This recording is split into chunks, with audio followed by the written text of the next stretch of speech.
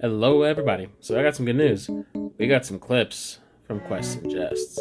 We'll start with the first one. First one is not actually our first session, but it's from the first episode where we returned to the Neverchosen campaign that we ran as the worst experts.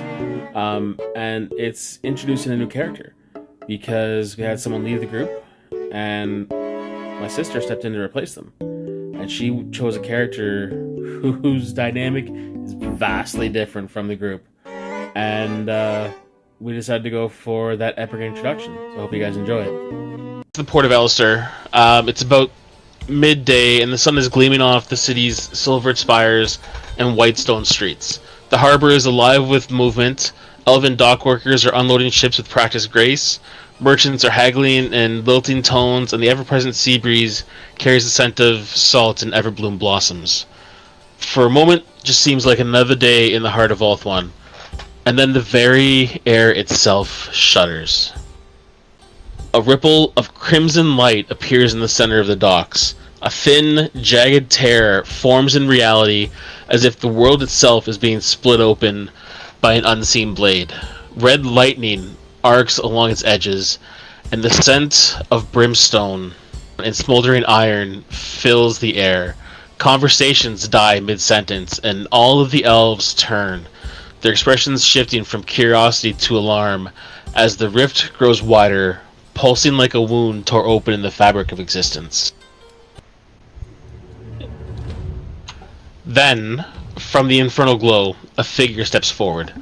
The first thing that strikes you is her sheer size, easily over 7 feet tall, towering over even the tallest of elves. Her armor is a brutal contrast to the elegant finery around her.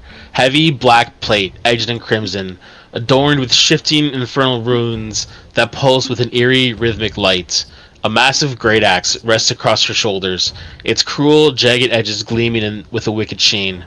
Her skin is gray, stone-like, etched with intricate black and silver patterns, seem less like tattoos and more like ancient runes carved into her very flesh. Curved black horns sweep down from the temples of her helmet, polished to a dark gleam. Her eyes, metallic and piercing, sweep across the gathered crowd with the weight of someone who does not look at people but through them. The portal behind her snaps shut with a resounding crack, leaving only silence in its wake. The elves of Alistair, normally so poised, all take a step back in quiet dread. Their disciplined composure faltering, the air is heavy and thick with tension. And then she moves. Her approach is deliberate, every step echoing across the stone dock. The crowd parts instinctively, making way as she strides past. There is no hesitation in her movements, no uncertainty, only purpose. And when she reaches you, she swings her great axe off her shoulder and plants it into the stone at her feet with a thunderous impact. Amber, Othira's first words to the party are yours to deliver. I look at the party and I say, I am Othira, the Unbreakable, Knight of Dispater, Archduke of the Iron City. I have been sent to join your cause and ensure your success. The end times must not come to pass, for if they do, all war, all conflict, all struggle will be extinguished, and with it, all purpose. You stand at the precipice of ruin, whether you realize it or not.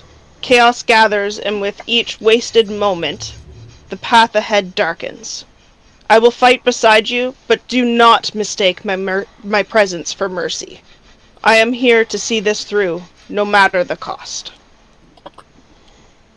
And then she stares at you. Tobias just stares and then goes, Yes! Yes! It's about time the gods recognize how good we are. Not a god. Thankfully, someone's helping us. Well, you were sent by your gods, right? Archdevil. Close enough. Divine help. It helps. Infernal. Tobias is just... Is he dumb? He's No, an idiot. A little bit. Tobias reaches out to his friends, pulls him in by the shoulders, like, we've made it. We've made it. I make sure to stand 3 sword lengths away from Tobias still. He does not pull me in. She is not enjoying the fact that you're dumb. What he lacks in intelligence, he makes up for in his ability with a bow. That remains to be seen. We're wasting time. Caligar is just trying to take stock of the situation, because this is like the second thing in the week that's shown up in a portal in front of him. I extend my arm in like a warrior's sort of handshake type thing and say, "Well met, warrior." She looks at you. It's Lieutenant, and then she grabs your hand. My name is Cardinal. I would say it's a pleasure, but it's not.